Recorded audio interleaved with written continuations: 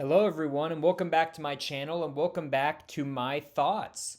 It's been a while since I've recorded one of these. I think, as I mentioned in the Spider-Man No Way Home video, I sort of recorded most of these in mass bulk.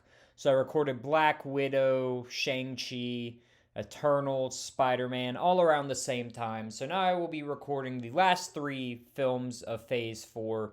I'm in around the same timeline. And if the audio sounds a little bit different, that's also because I'm recording in a new location for the time being. I will be recording likely the remainder of the My Thoughts series here. So again, it will probably sound a bit different, but just for you all to know, that is why I'm in a different location. And the day that this video is going up, it should be Christmas Eve. So Merry Christmas to you all. I hope everybody who celebrates has a very Merry Christmas.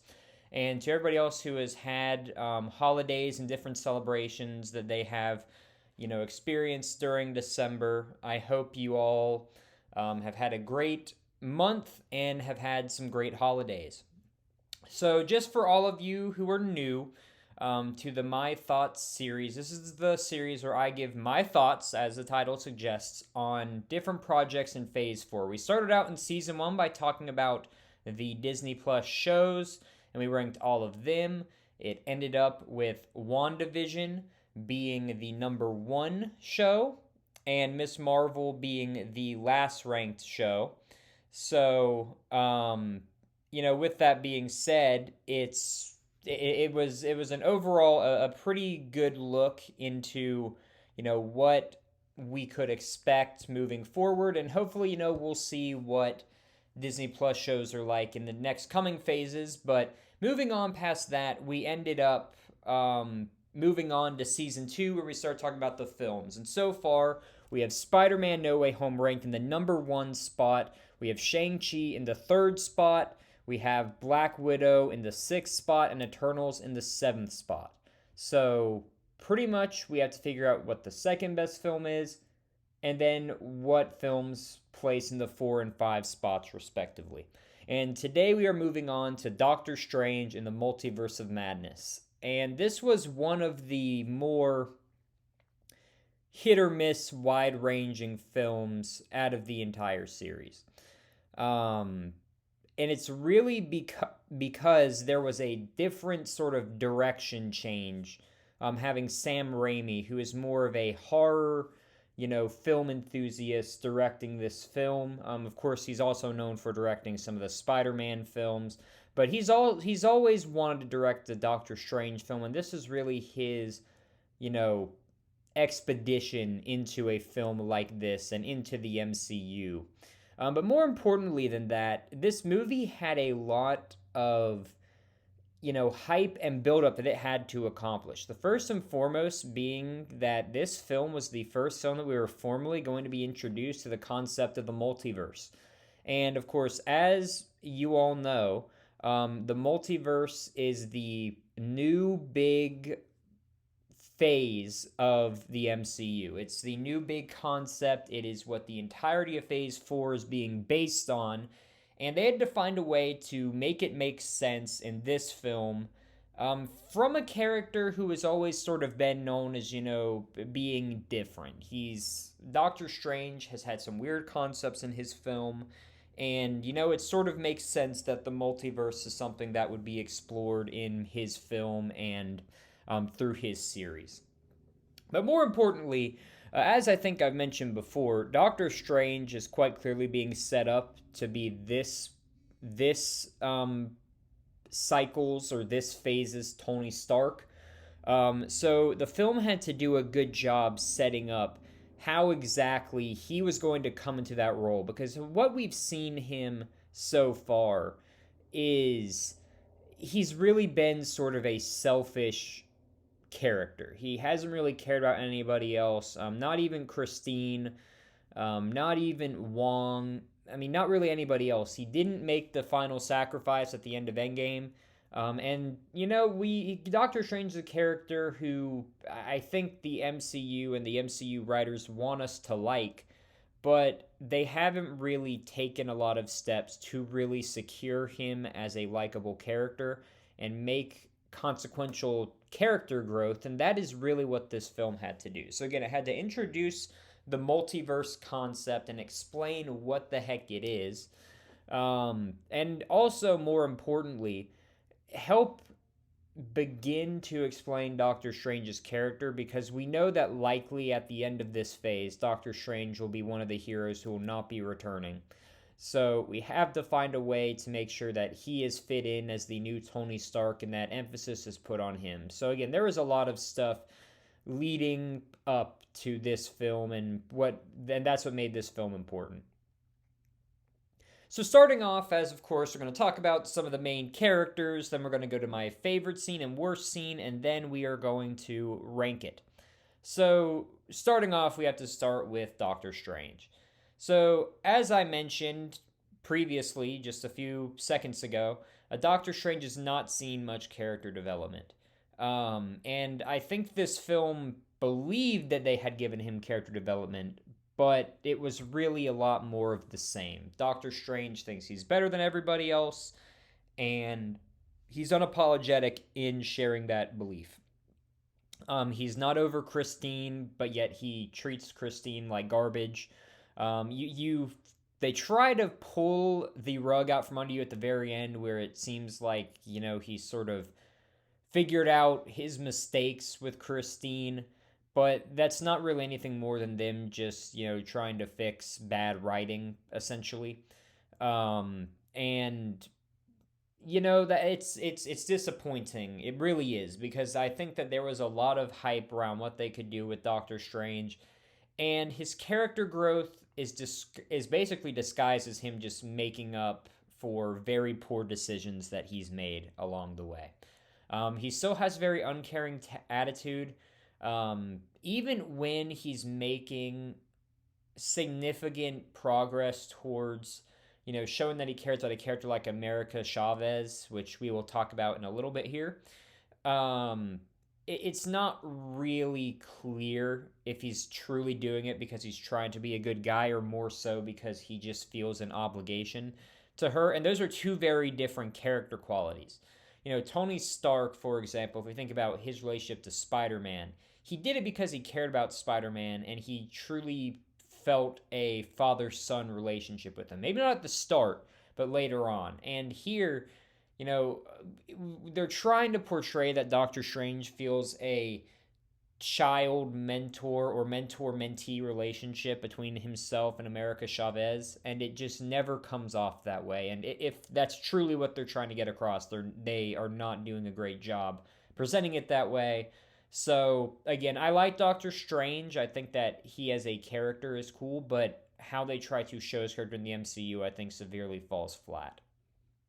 Next up is Wong, and I think that it's very hard to say anything really negative about Wong, even if you wanted to, because, Wong is everywhere nowadays. He's appeared in most Phase 4 projects, and he's a likable character. He's technically speaking, in my opinion, he's the Phil Coulson or Nick Fury of this phase, as it just seems like he's the one sort of pulling the strings, recruiting everyone. It's going to make sense that She-Hulk will likely end up joining the Avengers because of Wong. Shang-Chi ended up getting involved with the Avengers because of Wong as well, because of the 10 rings.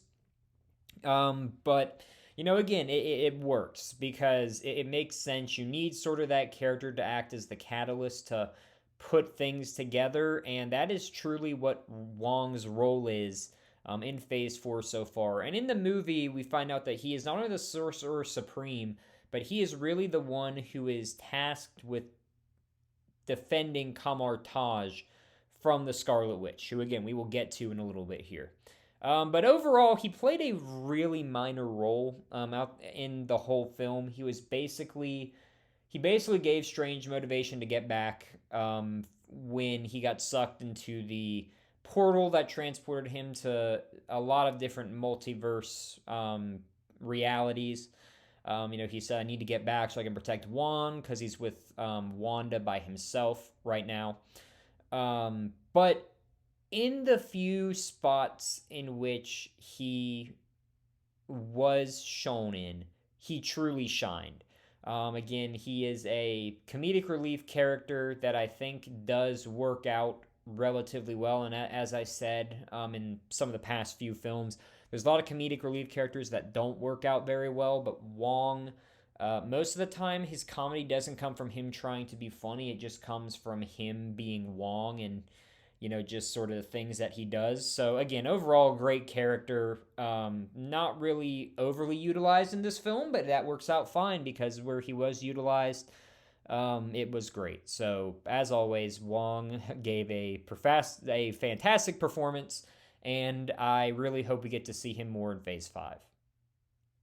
Up next, we have America Chavez, who I think a lot of people were not expecting to play as big a role as she did in the film, which is really weird because she was simultaneously the MacGuffin of the film. She was the thing that, and this film was filled with MacGuffins from the Book of Vishanti to America Chavez. There were a lot of characters and things that just acted as, the Darkhold as another one, just things that had to be gotten to move the plot forward. And it's very interesting, and again, in a new series that I'll be doing coming up. So if you stuck through the first 7 minutes of the video, you're going to sort of get a sneak peek of what this series is, which I'll be explaining more a little bit later. But we'll look at her comic book origins and stuff like that. But America Chavez is one of the more powerful characters in the entire I almost said MCU, but in the entire Marvel Comics universe. Her powers are supposed to be considered one of the most powerful. And so I'm really going to be interested to see what they do with that, because we got a taste of it near the very end in the final battle between her and Wanda.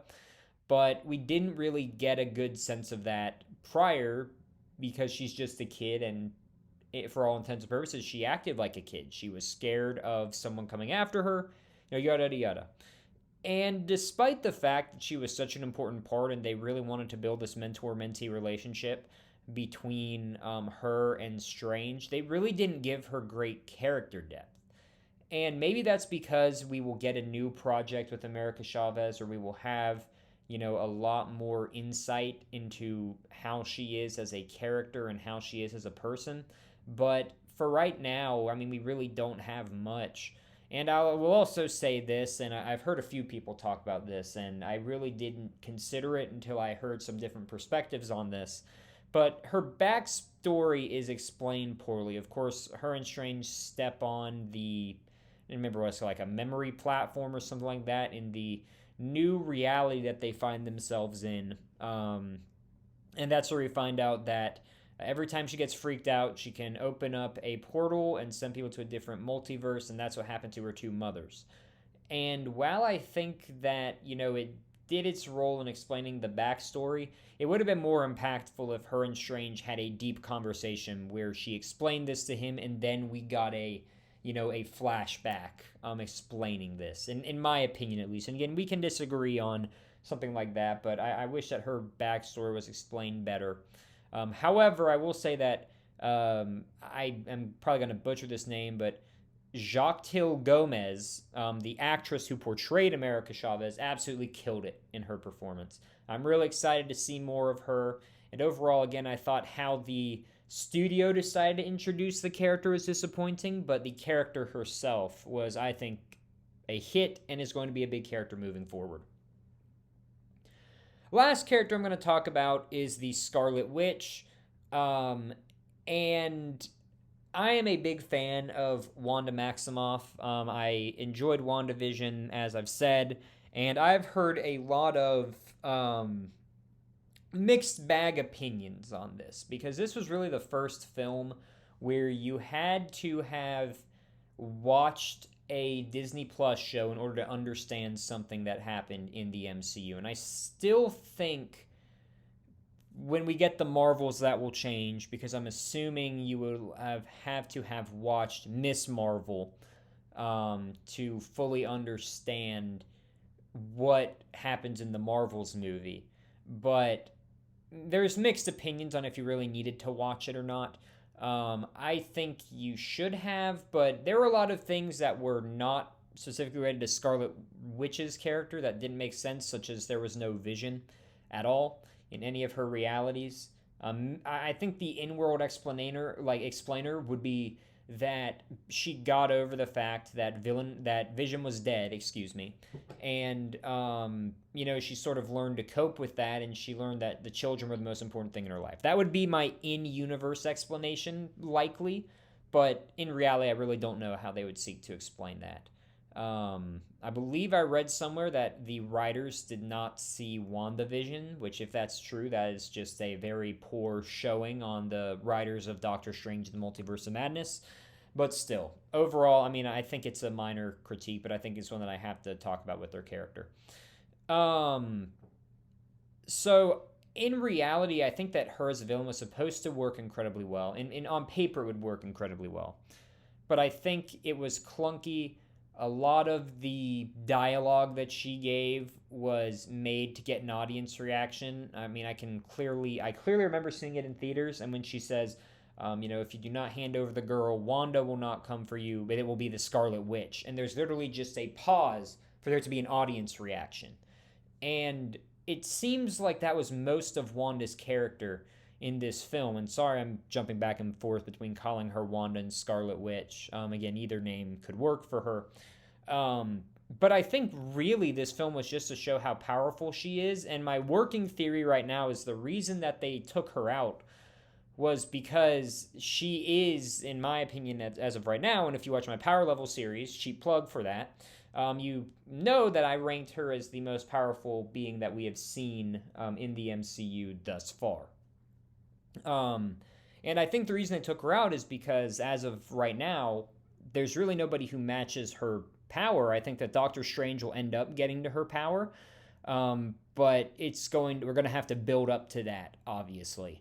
And I mean, I think there's Thor, and we're going to get characters like Adam Warlock, and we just got Namor, and, She-Hulk and Hulk. Depending on what they do with those characters, there's always a chance they get in her power class.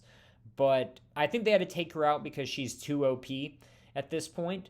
And again, I wish that we would have gotten more logical character growth from her, but we really didn't.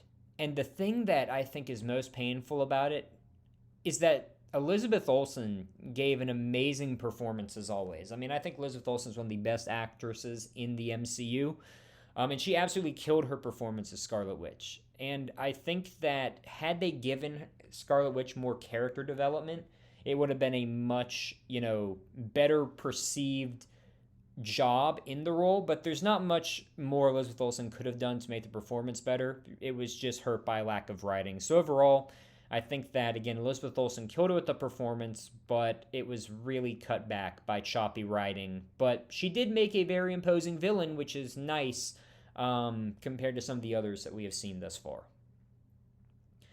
So now we're going to talk about the best and worst scenes, and I'm going to quickly just go through my best scene because I want to explain my worst scene a bit more. So in my opinion, I really enjoyed the musical note battle between Sinister Strange and our version of Doctor Strange. I just thought that was great cinematography. Having the musical notes sort of play in the background, I just thought it was beautiful. I really enjoyed that. I thought it was pretty cool. So that is easily my favorite scene in the entire film.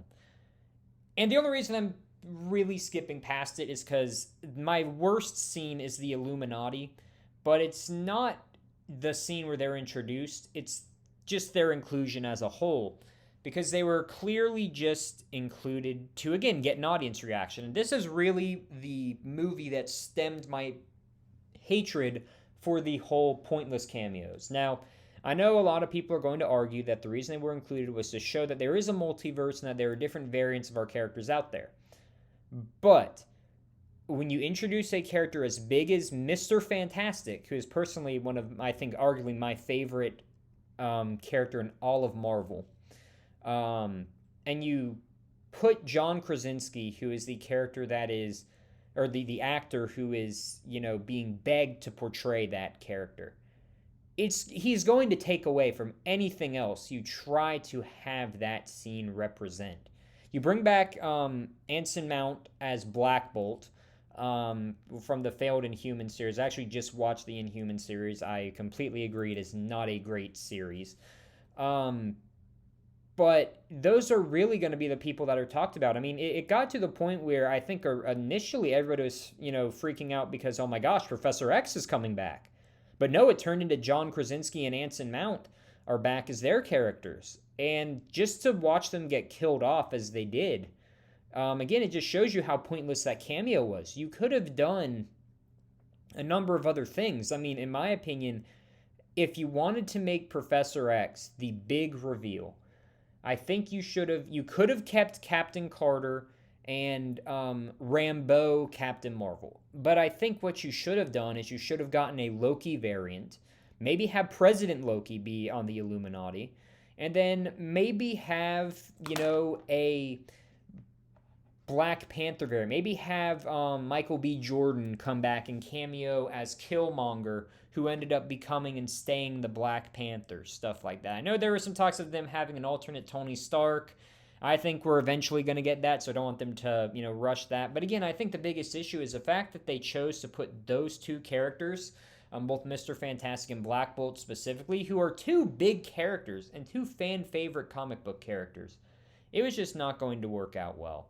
And it completely took away from the film. And again, you can tell that they were clearly made for an audience reaction, because you literally have a few seconds of instrumental when you have Mr. Fantastic and Professor X, and I believe even Black Bolt introduced, for audiences to clap that their favorite characters are back.